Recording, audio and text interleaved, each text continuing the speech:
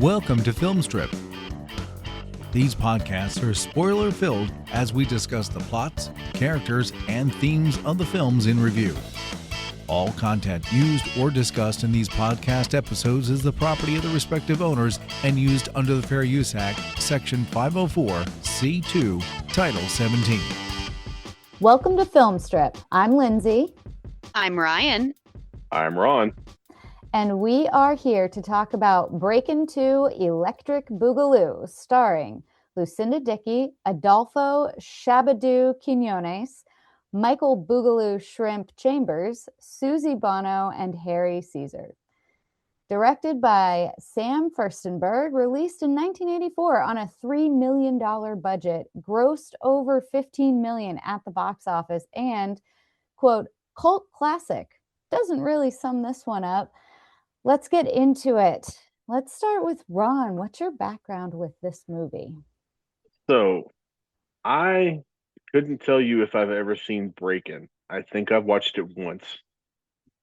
But I have seen Breakin 2 a dozen times. Because it is bananas.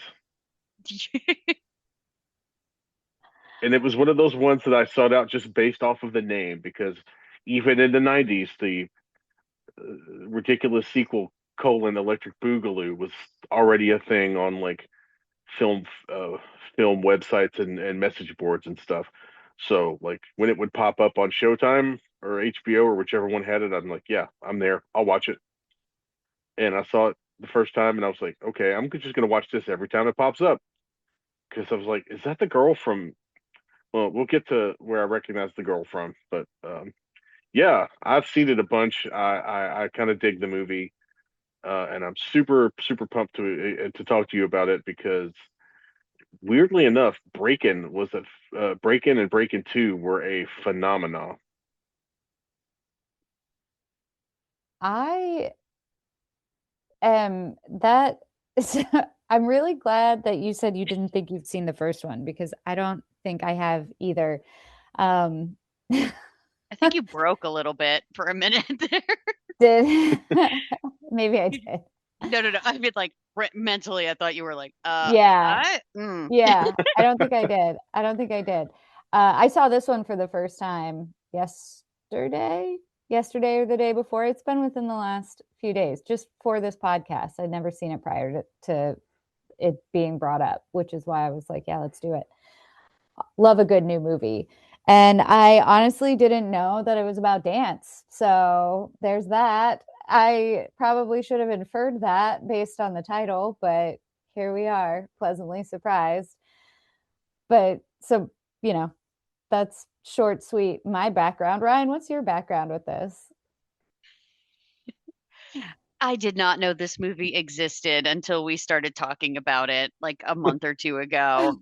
I had, like you, no idea it had anything to do with dancing until somebody in our group chat said, well, we need people who, know dancing to talk about this. And I went, oh, it's a dancing movie? Okay. That was my reaction. So that's where I first learned. I watched it during my lunch break today. So today was the first time and I had ever seen it. And I thought for a second, should I have watched the first film? I don't think I needed to. I feel like from things I read online, I feel like this movie gets a really bad rap. And I feel like it's from people who saw the first one first. And, the normal way to watch movies with sequels. When were we normal? Right.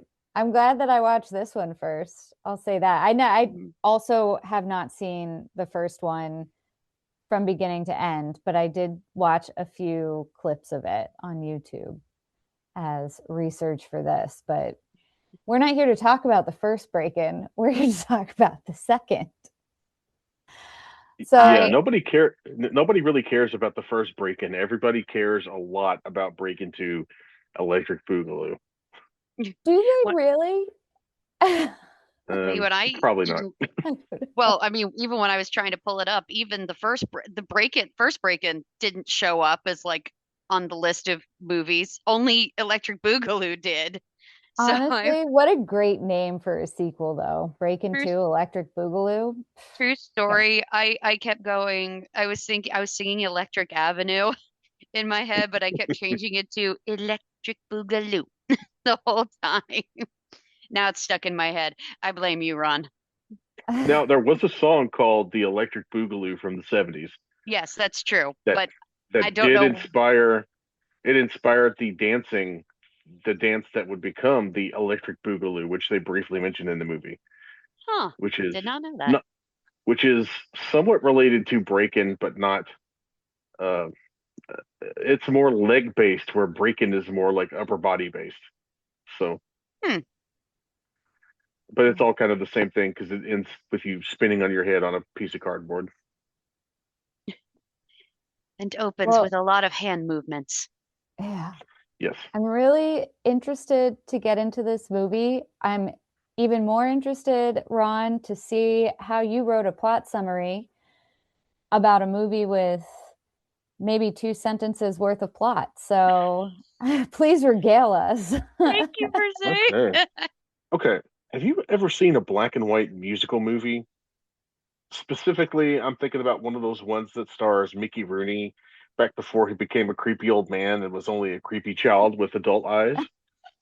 Or maybe any number of like the R Gang shorts, or it's either Holiday Inn or White Christmas. I can't remember which one, but it's the whole we have to put on a show to save the community center plot. Except this time it's got breakdancing and the girl from Ninja 3, and it's directed by the guy who did Avenging Force and a couple of the American Ninja movies and like Delta Force 3, um, which is Sam Furstenberg, who's a classic canon director, if you don't know. And all of those movies are in the Filmstrick archives, but that's not the point. The point is, kids, at its core, Breakin' 2 is just an old Andy Hardy movie, just with much better dancing and much less drug use. In the 7 calendar months between the release of the original Breakin', which was a huge hit, and its sequel, I'll say it again for the slow kids. These two movies came out in the same year within 7 months of each other. One came out in May, one came out in December. That's right. They got a movie produced in from dirt nothing in 7 months, and it kind of shows. Um, Ozone and Turbo are hanging out at the Miracle, a community center where kids learn how to do art, box, break dance, and probably learn to read good too and learn to do other stuff too. But, who really cares about reading? Certainly not greedy old white land developers who want to buy the community center and bulldoze it to put up a shopping mall because it's the 80s and Ronald Reagan is in office, and that's just what you do. So the kids are dancing. Ozone is playing a game of Will He, Won't He with Kelly, aka Special K, who finds a new love for dancing after getting burned out from one 6 month chorus dancing gig, question mark.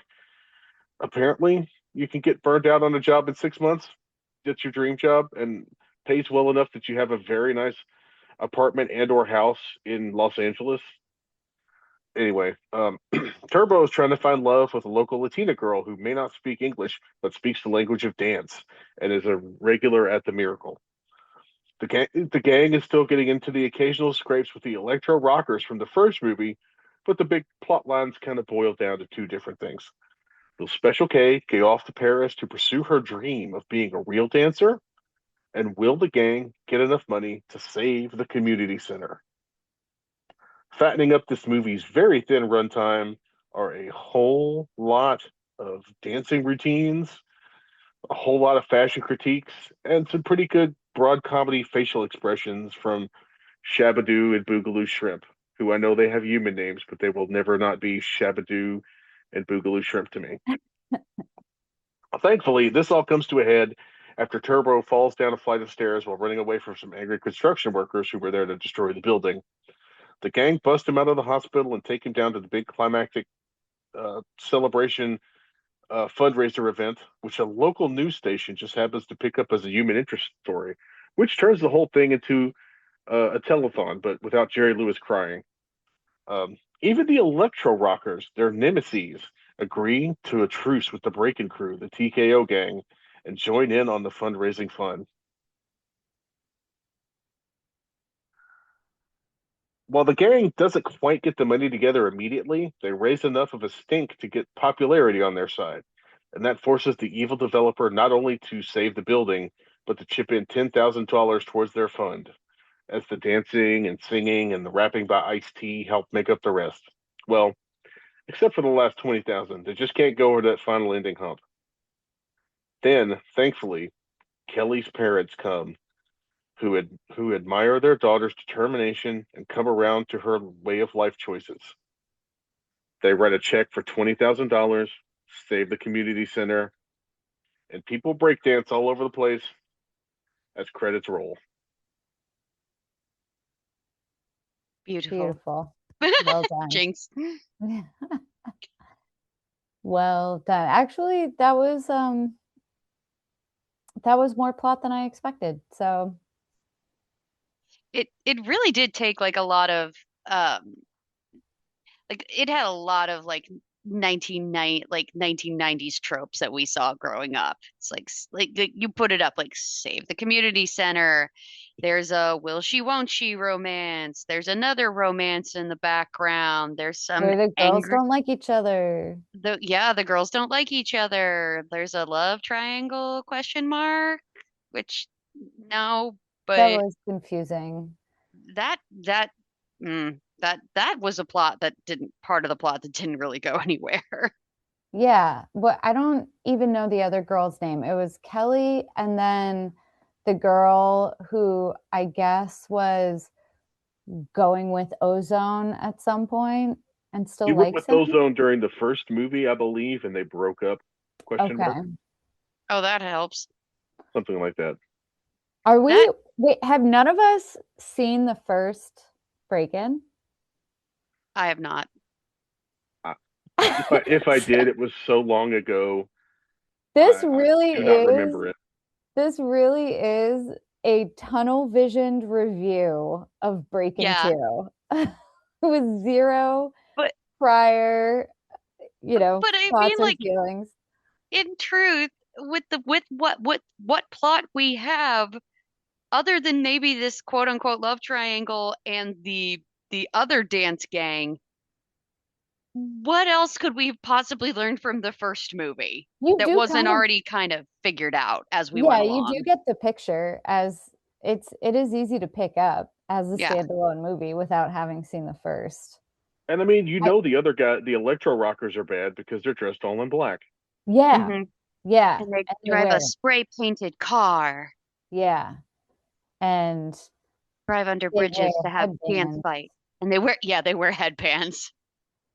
Everyone wore headbands at some point, but they wore their headbands like Red. bad guys. Yeah. Yeah. Yeah. And they were in that. I didn't see any. There was no like drinking in this movie, even at the Electro Club play. It seemed like a very dry. Mm-hmm. But they were all just in it to get drunk off dance. Yep. I mean, they made a point of being like, we're trying to teach, people to not rely on drugs, but to rely on their arts and their hobbies. And But those they, are the good guys. The bad guys also were not yeah, like drinking or doing drugs or anything. their nemesis like style, in truth, except for maybe like doing the graffiti, the act at Miracle before they ran off and did the epic dance off, which I never thought I would see, but was something special. Their being bad guys was a minimum, in my opinion. Like I thought their level of badness was like very low key. But yeah, bad enough for the movie because you didn't want them to be the bad guys, Right. Because Yeah. the rich old white guys are the bad. Well, just one of them actually, because Kelly's dad is a rich old white guy and he helped save Miracle. So just the bad construction mogul guy. He's the Yeah. bad guy. Yeah. Another common 1990s trope. When are you gonna get a real job? And I love dancing, Dad. That's not really gonna get you anywhere. And then actually sees her perform and goes, "We were wrong. Here's some money to make up for it." Dancing is my life, Dad. And also bringing creepy ex-fiance to dinner. Yeah, that was funny. Well, you know what? They screwed up because they tried to put Baby in a corner, but she Mhm. broke danced her way out. Yes, she She Broke did. dance, break danced. did she break dance at all in this movie? She did Yeah. not. I didn't think so. I was really waiting for her to kind of shed the ballet and do a little Well, bit of break dancing, but she did some like popping and locking, but she didn't do any like of the things we think of when we think of breakdancing with the modern eye. hmm Like she wasn't doing the head spins or hmm any of that stuff. yeah, Her style is very like classical. I would even say like there's some strong like Broadway style-esque like yeah. technique But to her. I don't Yeah, know. her background, at least the character's background, is in like jazz, hmm Yeah. I so feel it's like like she could have very at least pulled out like a pommel horse move. You know what I'm talking about? I don't know what it's actually called, but in yeah. breakdancing where they kind of swing hmm their legs. I They hope someone's definitely listening. I hope there's no one listening that really actually knows about breakdancing. I No, sound no. If you really know about breakdancing, please reach out to us and we'll ignore you. I Yeah, mean just they add us and be like, this is what it's called, idiots. I wonder if like they purposely like made it that she didn't do that to kind of like hone in that, there's comments about her not really being with them, or Yeah. she's a rich girl, and like the other girls' friends are like, "Oh, you're just a pretty face and you're not really interested in this, and you're not one of us." And I wonder if that was the reason for it, but it could also be that she just wasn't capable of doing that, and so they worked on her What uh she could do. yeah, I don't Now, know why my now I brain will froze. say that Lucinda Dickey, the actress, has a very strong dance background Mm. and had been a dancer since she was 4 years old, and she came in third place at like the Miss Kansas pageant and won the talent competition with the dance routine. Oh And wow. like the whole thing that got her out to LA was she got a scholarship to some prestigious dance academy thing out there. So like she's got legit background Yeah. dancing. I Hmm. just don't know if she's the one you want to do like the head spins and crip hmm walking or whatever else. I don't know if Yeah. that's Yeah. necessarily her bag, because hmm I also feel like that takes away from like uh Shabadoo and Boogaloo Shrimp were both like legit breakdancers. Like hmm especially They were kind of because pioneers, weren't they? yeah.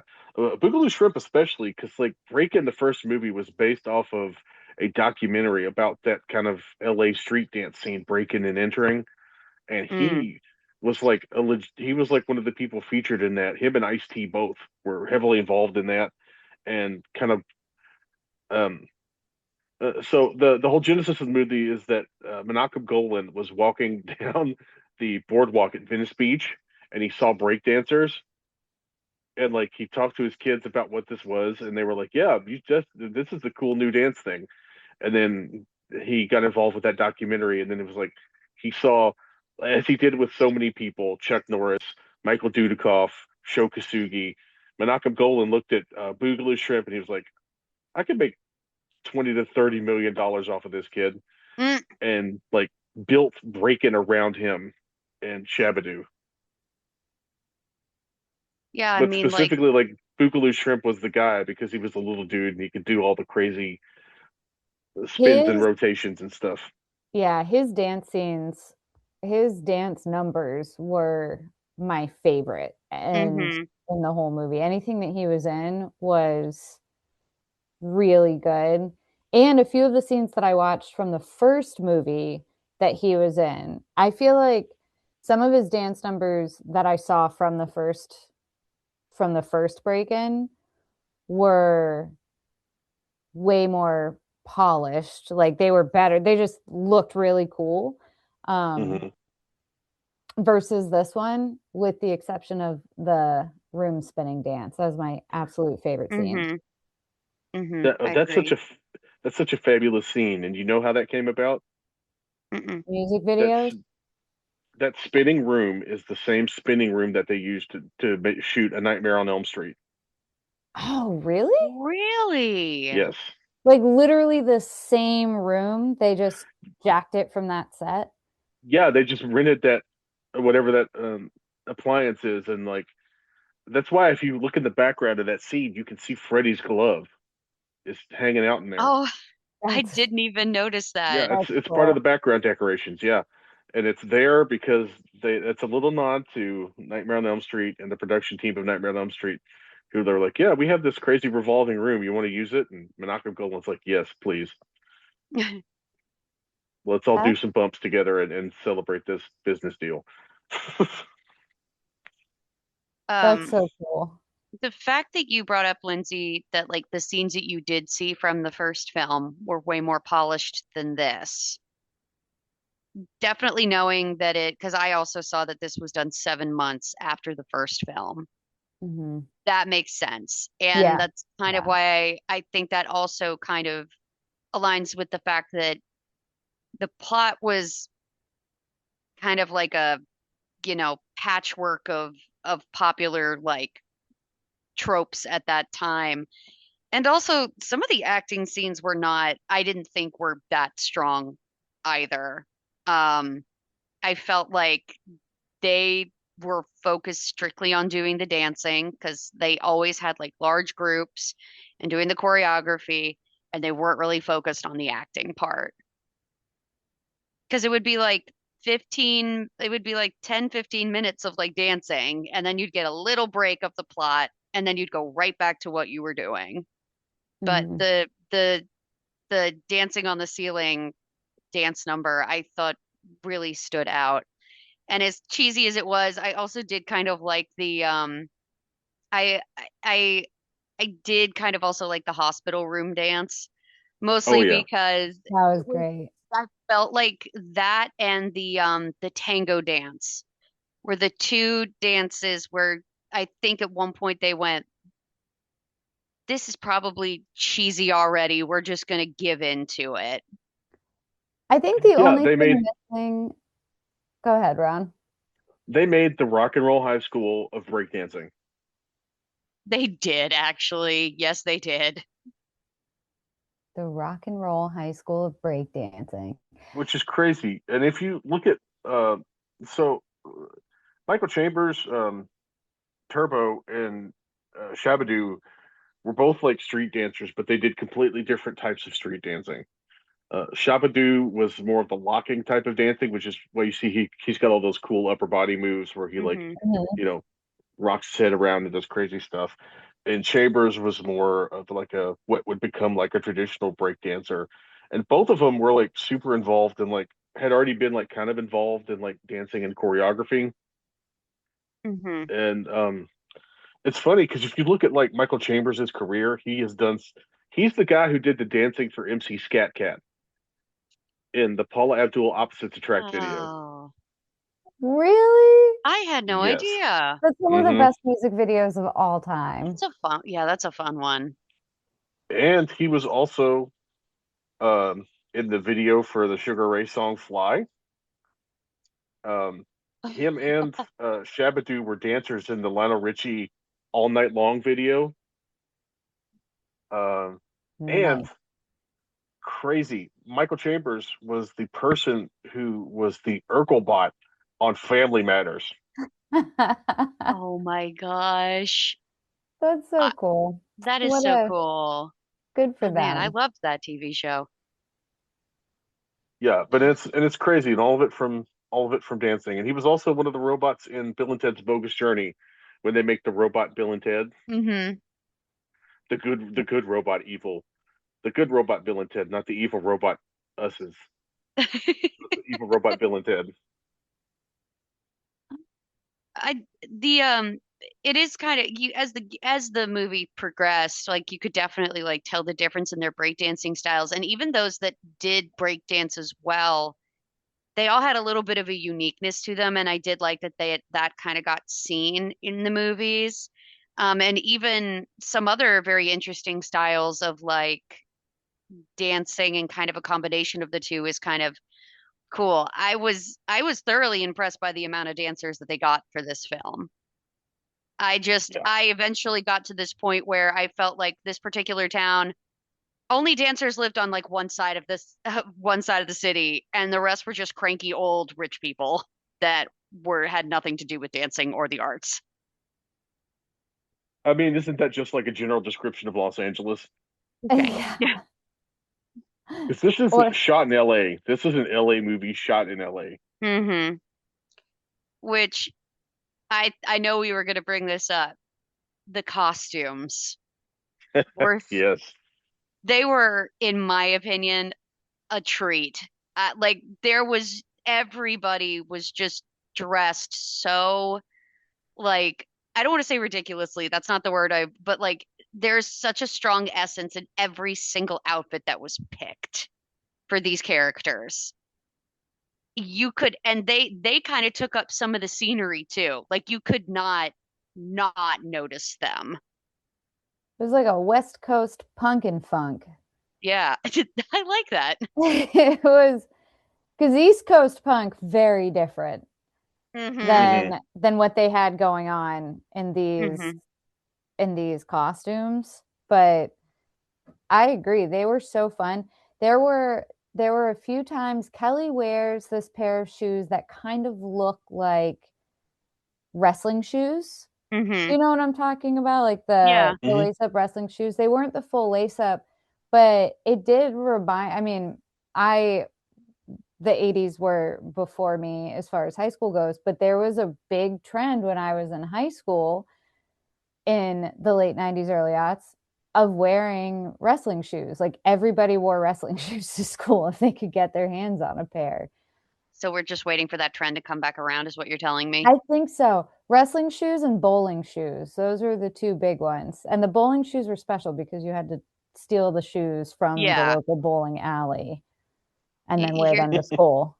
for That was the any of our teenagers listening, make wrestling shoes famous again. Don't steal bowling shoes, just get them online. You can do that yeah. now. Yep. Yeah. I own my own bowling shoes. Nice. I think that's a smart move. I The idea of stealing bowling shoes is like you don't know whose feet have been in those. Come on. No, You hang do out it at the for the bowling alley thrill. long enough to get away with a pair of shoes that you know whose feet have been in them, and you know Yep. you don't want that on your feet. Yup. Mm-mm. Maybe high schoolers, you should just stick to the wrestling shoes. Those are probably easier to obtain anyway. Less clacky, probably Yeah. too. Yeah. Yeah, I want to talk about how when Ice-T is performing at the at Club Radiotron, can we talk Hmm. about how he's dressed? We most certainly can.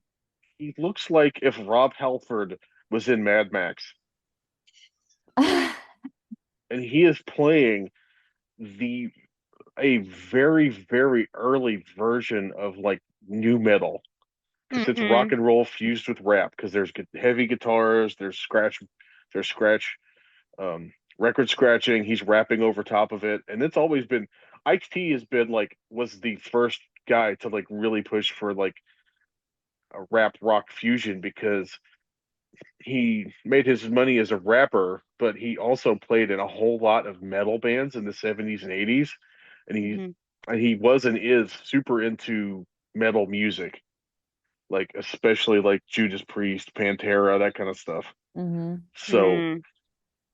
he was like the point where the glam metal meets the street fashion kind of look that all of these other kids are sporting because I feel like that's what it is, right? I feel like you're starting to get that 1985 Sunset Strip look on the outfits of these kids. Hmm. Um, but also it's still meshed with that uh, the kind of the East Coast breakdancer thing. Yeah. Yeah. It took me it didn't take me as long as I'm probably making it sound, but it did take me a hot second to go, is that Ice-T?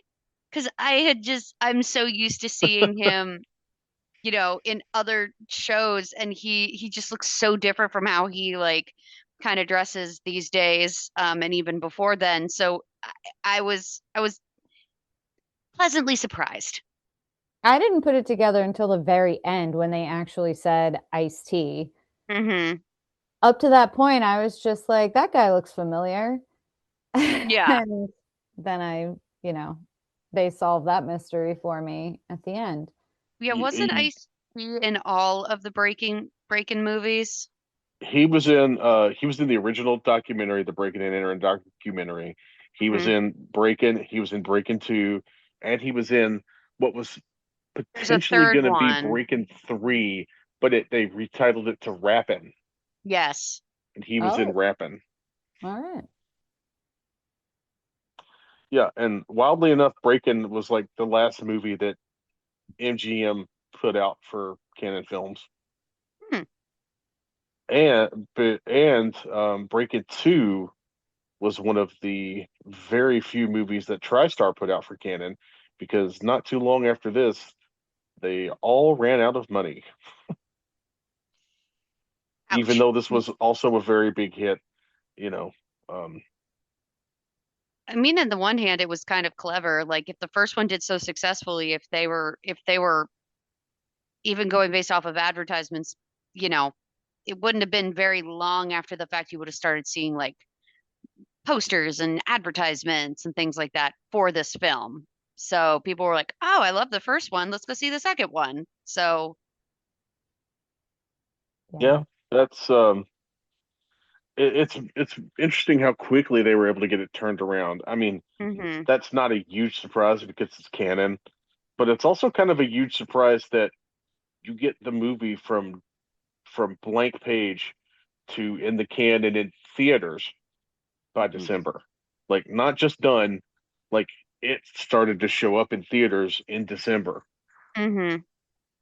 Like they were like, Yeah. okay, we're done. We've printed out, 800 copies of this movie. We've mastered the negatives. We've done the sound mixing. So that should tell you they shot this probably in like 2 weeks. Yeah. Yeah. It Yeah. couldn't have taken them long to write the script, Hmm. but to choreograph the entire thing. Yeah. I mean, And I think that's why the dancing, like in this one, is yeah. weaker than the clips from the first one when you watch the dancing. And Yeah. also, Yeah. I feel like they didn't give them any time to think up some cool new shit to do. Hmm. It's like, and then they were just like, let's just work that into the plot of the movie. They're trying to come up with a cool new dance, Yeah. some new elements to funk up their style. Honestly, that kind of worked for me. Yeah. I kind of like that it got beautiful. Like in a sense, it was beautifully chaotic, and I think that Mhm. shows. And I didn't mind that it wasn't like super polished. Um, it kind of did read like in a sense to me like a documentary that they just kind of like took bits and bobs and put it together. Because I think I was saying this to you, Lindsay. It was just I always felt like it was a dance montage after a dance montage after a dance montage, a little bit of plot, Mhm. and then we keep on going. So I Yeah. think that kind of worked in this movie's favor. Yeah. And I I like it. I mean, dance montage after dance montage, give the people what they want. This is what they're coming to see anyway. I just Hmm. want to see some people break dance. I don't need a ton of plot. I don't need a ton of dialogue. I just want to see people do crazy, crazy stuff on the dance Hmm. floor. And And, especially now, and I mean, I watch breakdancing videos pretty Hmm. oh yeah, regularly just because they're cool to watch.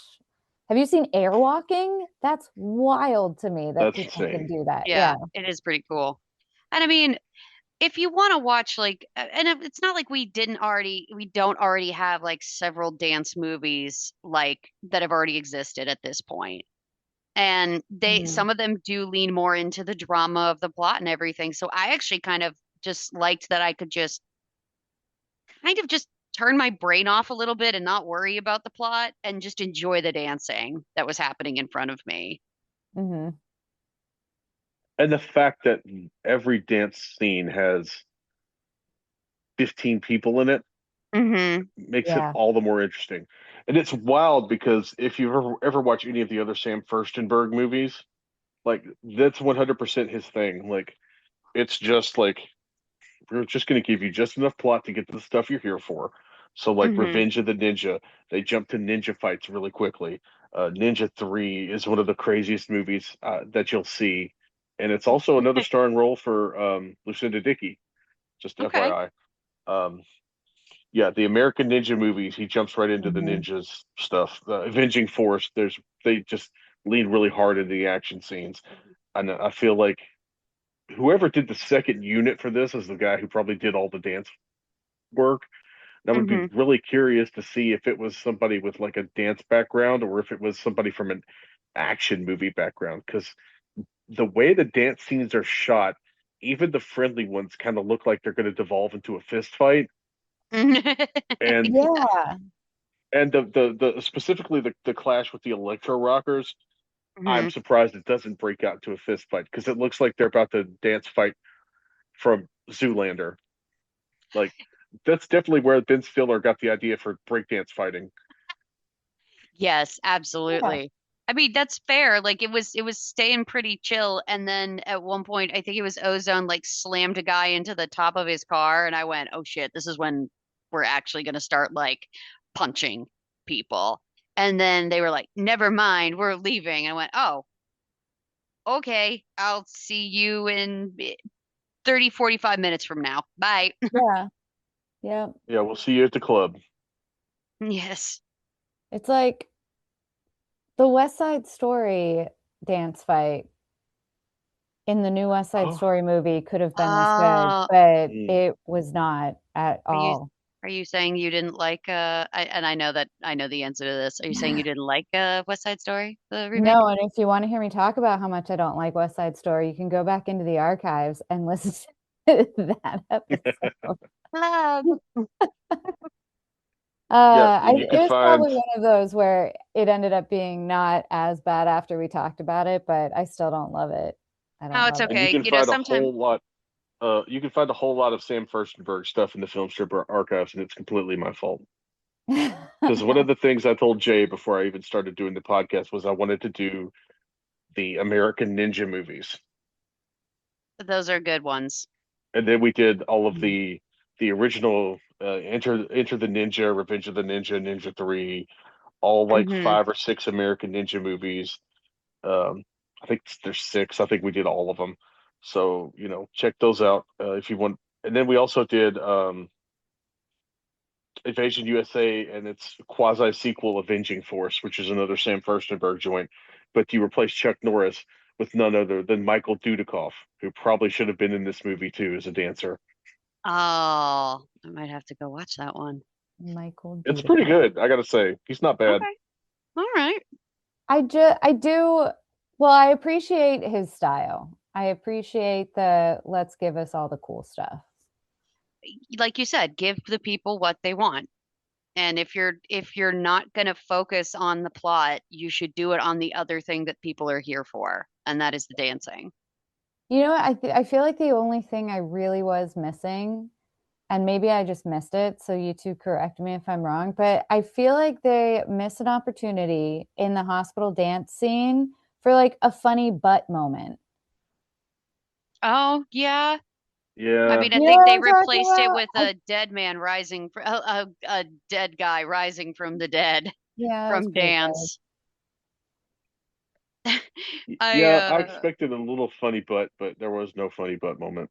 I feel like you can't have a hospital scene without a funny butt. That's very fair. My rating might change because of this now. But I also feel like you had a lot of Turbo mugging for the camera. Yeah. And a lot of Ozone making faces at the camera. That whole prolonged dance scene where it's sometimes it's Rhonda, sometimes it's The Kelly. tango scene. Yeah. Yeah. Yeah, the tango scene. Sometimes it's the weird life-size Cabbage Patch doll question mark. That Yeah. looks like Kelly, which I'm Yeah. like, I now that I very quickly I want to ask this. Does that doll have something to do with the first one, the first movie? Or is it just there looking like Kelly? You're asking the wrong people, Ryan. I thought Yeah, that we have Ron no and idea. okay. Oh God. We'll never That's this know guy about behind me, but the he's dead. human-sized Kelly Cabbage Patch doll. No, no, we will I, not. I figure at some point we'll come back around to do Breakin' just to close the loop. That Yeah, probably is a good idea. Yeah. yeah. Why was But Turbo's? great question. Yeah. Yeah. What? All right. One other mystery. Why was Turbo's girlfriend in the closet in his room? We never got an answer to that. I'm still not sure why she I was was hiding in the like, closet. one of the little kids in that scene goes, maybe she lives in there. That was hilarious. That was funny. That was a I very said, candid, like, I'm five. Maybe that's she the lives most there. real 5-year-old thought, I feel like. Like, what kid didn't think their teacher lived at school? Really? Can I just say it was pretty obvious that they badly dubbed her her some of her Spanish? Her yeah, lines, yeah. more They specifically when it came to when her and Turbo were trying to leave because it was like, oh no. I was like, what the hell is going on right now? This is Yeah. they sounding a did little bit inappropriate. so it was all she was all ADR'd because her voice did not pick up on camera.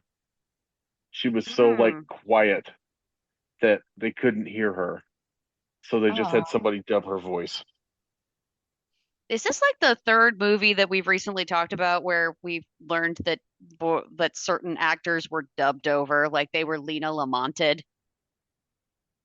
Probably.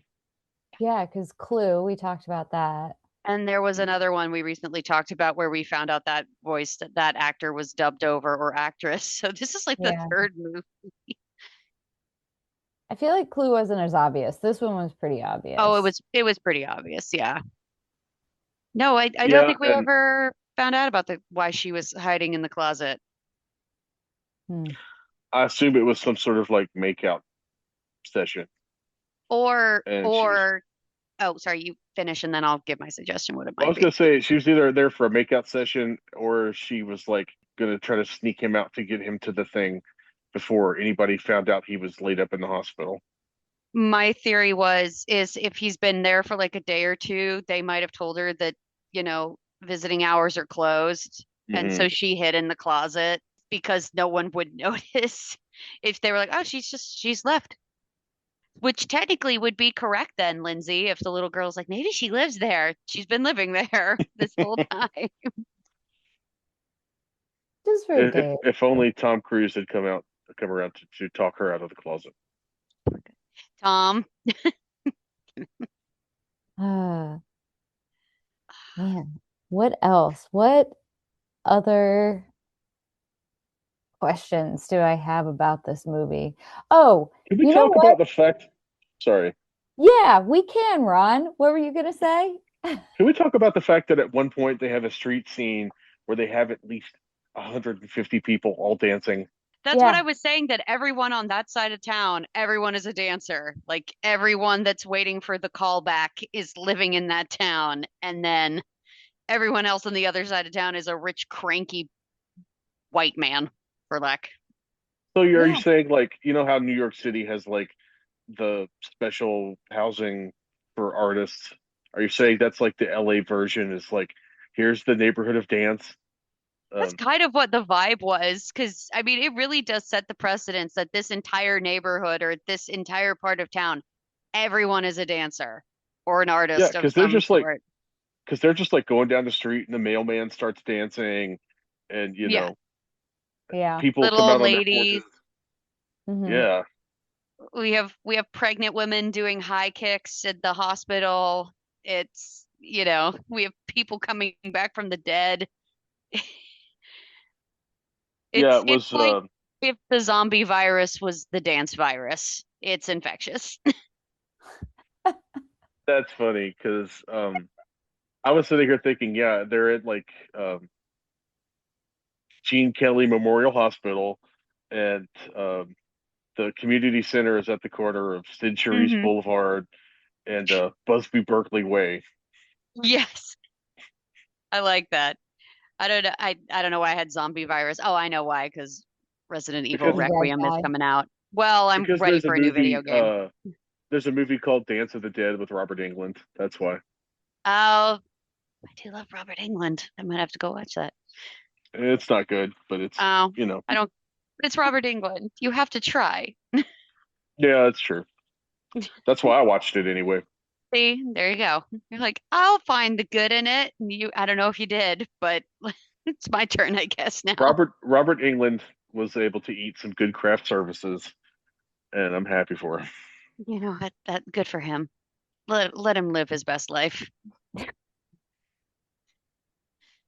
I want to go back to a trope for a second that I feel like if I had watched this movie when I was a kid, so I don't know, between the ages of 8 and 13, say, I would have absolutely loved the construction guy, like, let's dance fight these construction guys. Dance will definitely keep them away. Was a And lovely thought.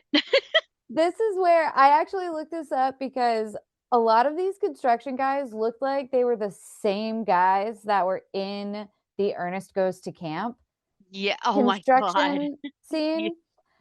And I had to look up which movie came first, this or Ernest Goes to Camp. And this came out like 3 years before. Hmm. And then I was like, did Ernest Go to Camp just steal all of this from them?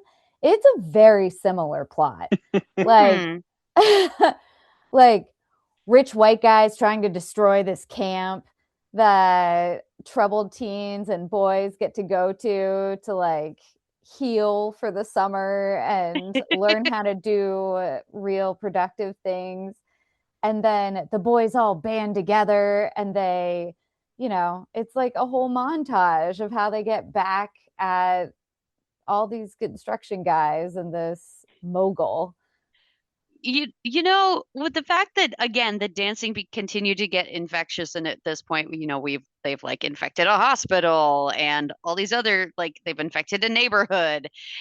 I actually kind of was waiting for the construction workers to start dancing. Oh, that would have been great. I actually thought they were like them and even the guys in the that were there to like tear down the building. I thought Yeah. they were going to start like getting out and start dancing too. And I was like, oh, I'm here for this. But I'm like, it didn't. Yeah. Yeah. That would have been a nice touch, I They're think. gonna jump out, and it's the construction worker from the Village People. Oh my God, that would have been great. With some of the outfits they wear, they would have fit right in. Yeah.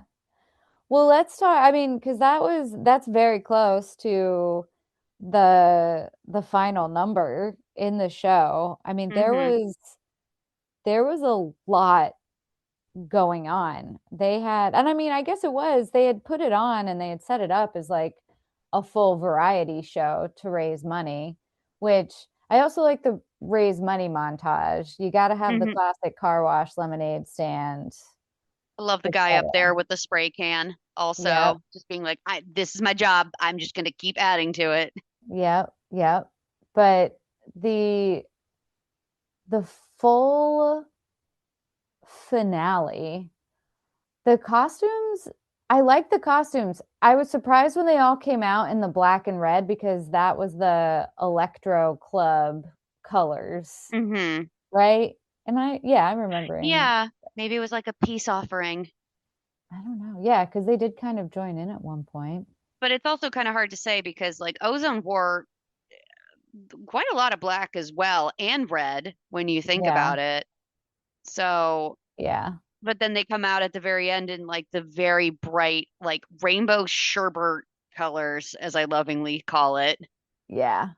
Yeah, those outfits didn't actually look very comfortable to dance in. Maybe they were, I but mean, I could ask my mom because my mother was a dancer during this time too, and I know for a fact she probably had a couple of these outfits that like Kelly was wearing.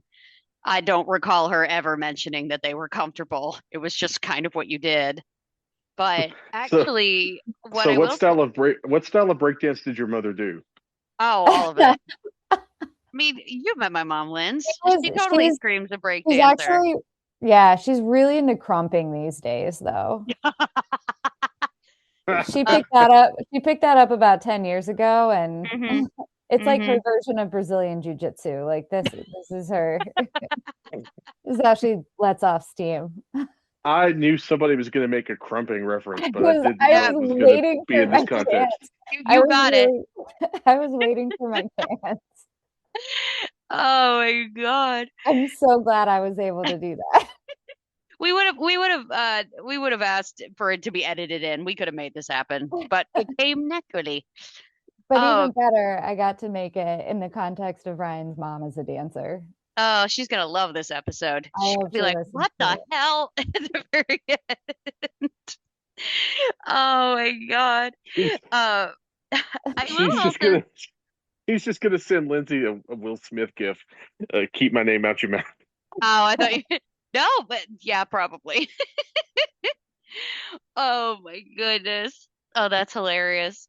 Oh, what I will say on top of the costumes to segue back to that, even in the big dance numbers when everyone's kind of wearing the same like colors or gradients, everyone kind of still has a uniqueness to them. Like, so you can spot them pretty easily in a crowd, Mhm. which I think is really helpful because there were so like you thought there were a lot of people in the previous dances. There were so many people in this one.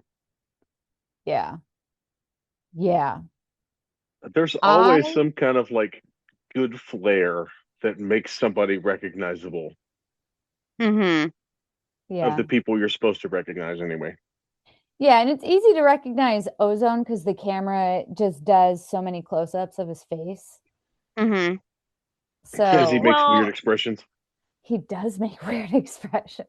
well, actually, that's very interesting that you mentioned that because when they did the dance number before the money hungry like construction company like decided they were not going to tear the building down, when they're doing the big number on all like the construction vehicles, I could have sworn, and maybe it's just I could have I thought I saw an actor who looked exactly like um Turbo, and I thought, oh, he got his cast off, and then a minute or two later he shows up with his girlfriend. I'm like, oh, was that not him? I, Probably just a you know, continuity error, I think yeah, kind of a so. guess. Yeah. I yeah. mean, I was like, is that? But I was like, oh yes, apparently you can just easily clip off a cast and you're fine. I was just like, honey, your leg is still broken. Thank Like, you. it's not gonna fix it. You Yeah, can't I just went cut it off and it if works if again. only broken bones could heal themselves within a dance number or two. Yeah.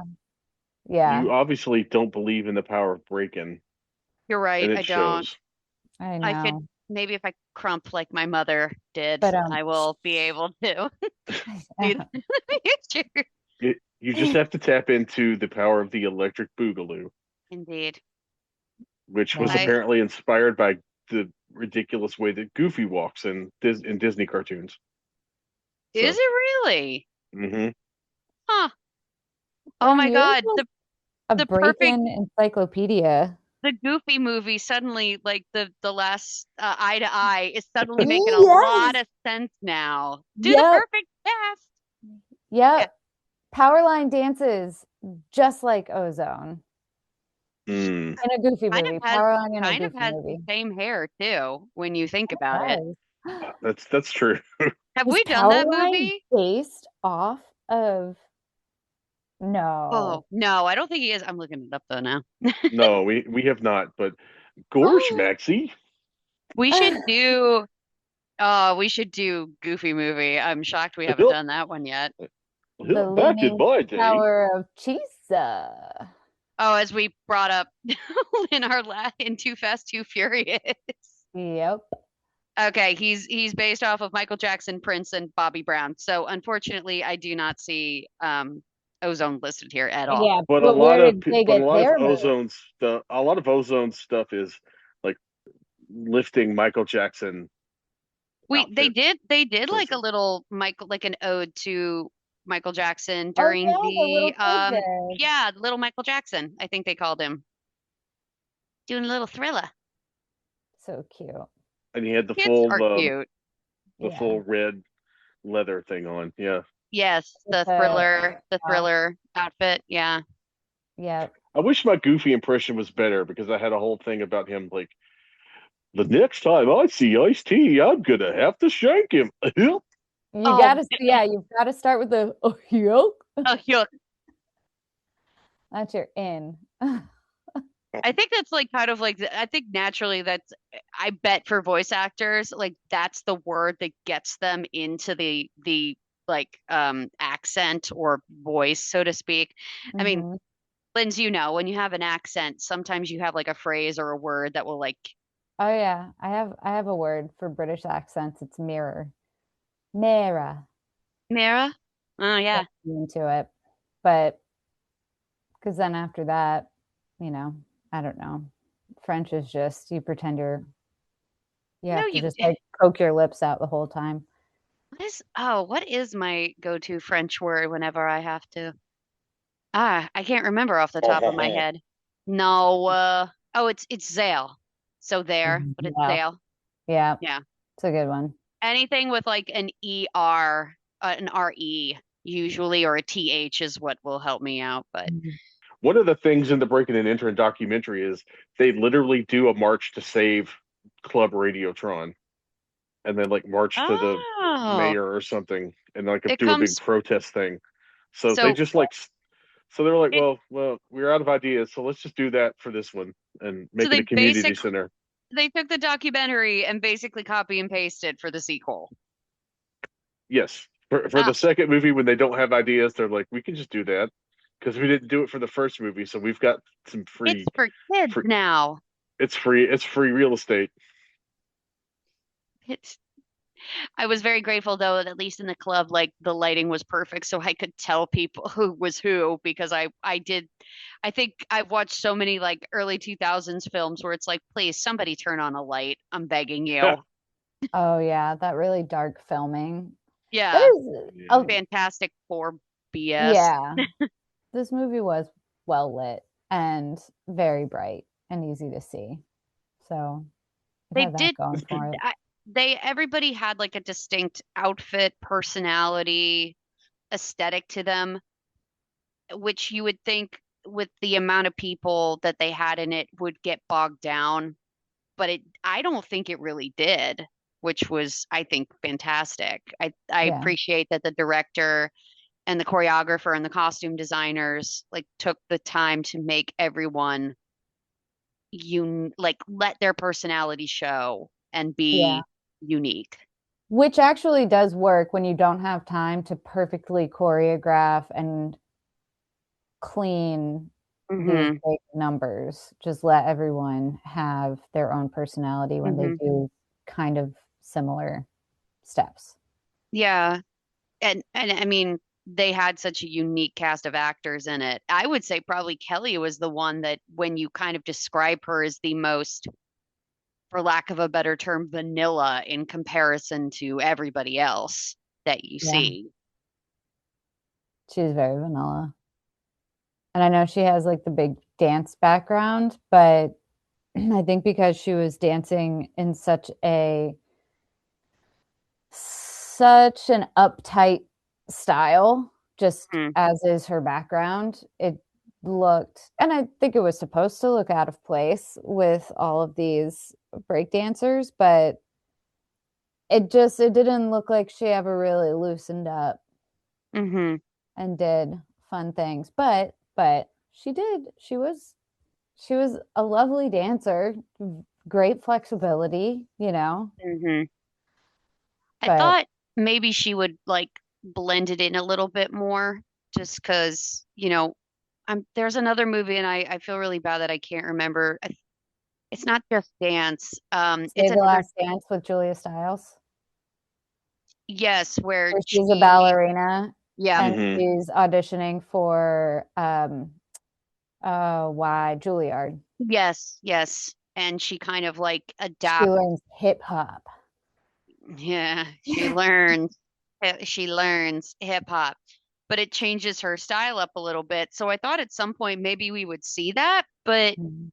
I think that it's also kind of nice that she, to a certain extent, didn't change because I think at the end it kind of shows that like she is accepted for being a little bit different and Yeah. she just owns it. Um, because I didn't really notice it as much when she decided that she was going to not go to Paris. But that Yeah. also could be because there's so many other people around her that she doesn't necessarily stick out as much. Because, like in the fight scene, she's the only woman, No, and oh, there's one in the Electro Rockers too. sorry, what I meant to say was on their side, she was the only That's fair. woman, and then was Right. going up against the other female from the other crew, and I think that that's like scenes like that. It was very noticeable. Yeah. Like it was a Mhm. little bit more jarring. Yeah. But Also, I wish fights kind of worked like that. I wish everyone was choreographed when yeah, they fight. I do like your point though that at the end, even though she didn't quite mesh with their dance style, it's still she was true to herself and they accepted her for that still, and she like found her home in her community in that group, and you know they learned some And, of her stuff too. So and mom and nice. dad What a sweet accepted sentiment. her Yeah, because yeah. apparently getting a dance career for like an actual dance job for 6 months didn't suffice it enough to prove that she's actually good at what she does. Yeah, yeah.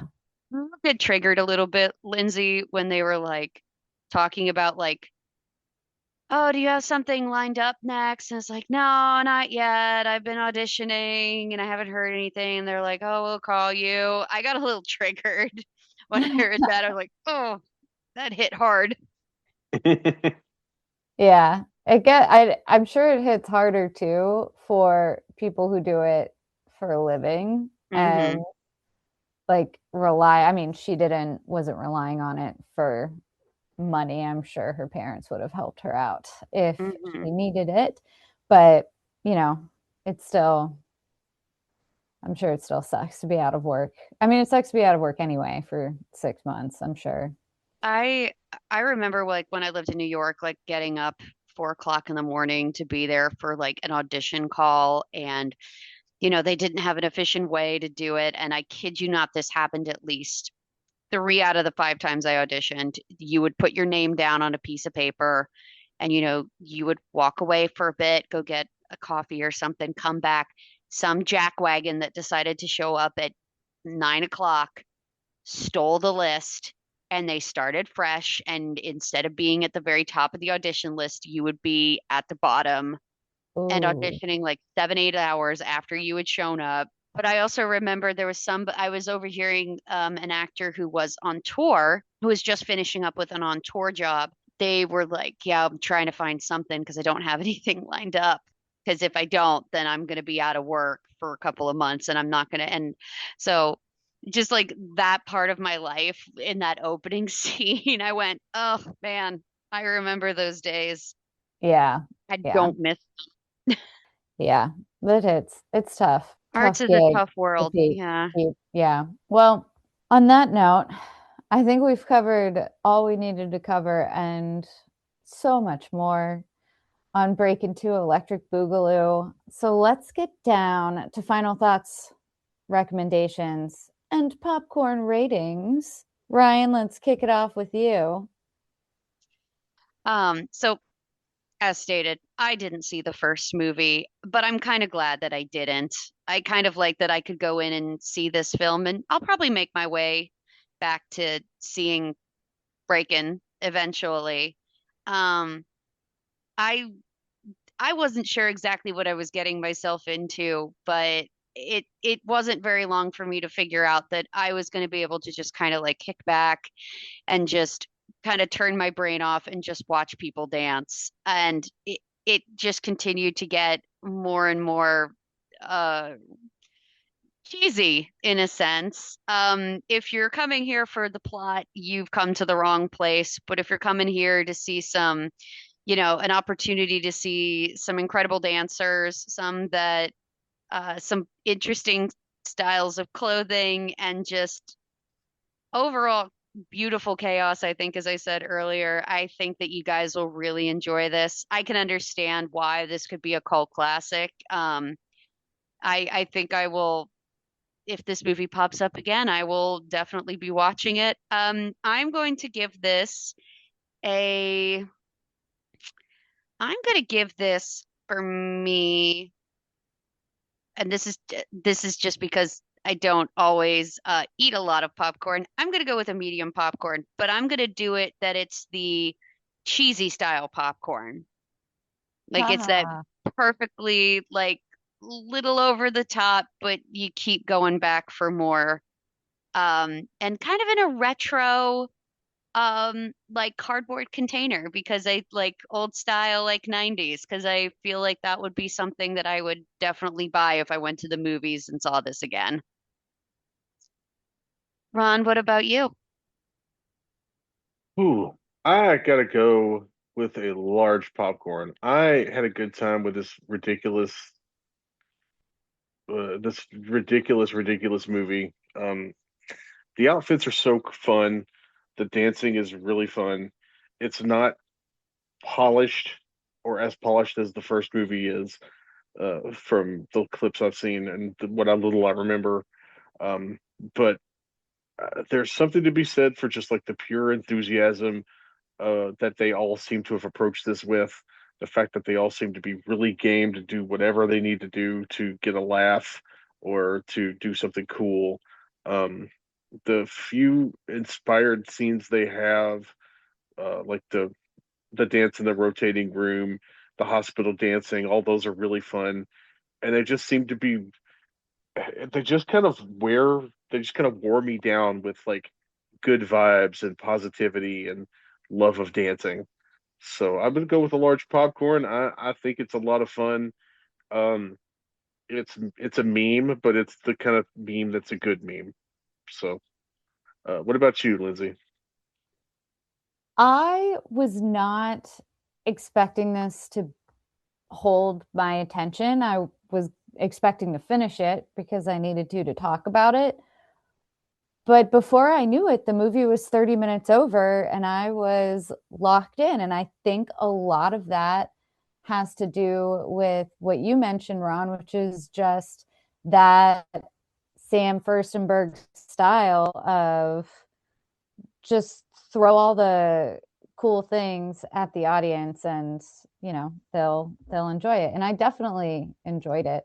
And I think it does make a difference that I did not see the first one. I started right off with this one, so I had no preconceived notions of what to expect or how the dancing should be, and I think that helped a lot. So I will also, I mean, I I wouldn't say there's anything particularly problematic about this movie that I found off-putting as far as like what would make me knock it down from a large. But I don't feel like it's necessarily large material. I can't explain why.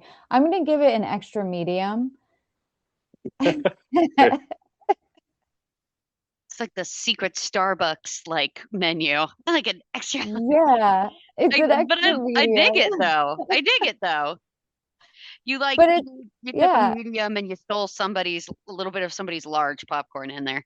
it's a good dance movie, and it has some icons in the breakdancing, field. So I feel like it's not one to be ignored for sure. If you haven't seen it, go see it. I'm with Ryan. I'll probably watch Breakin at some point.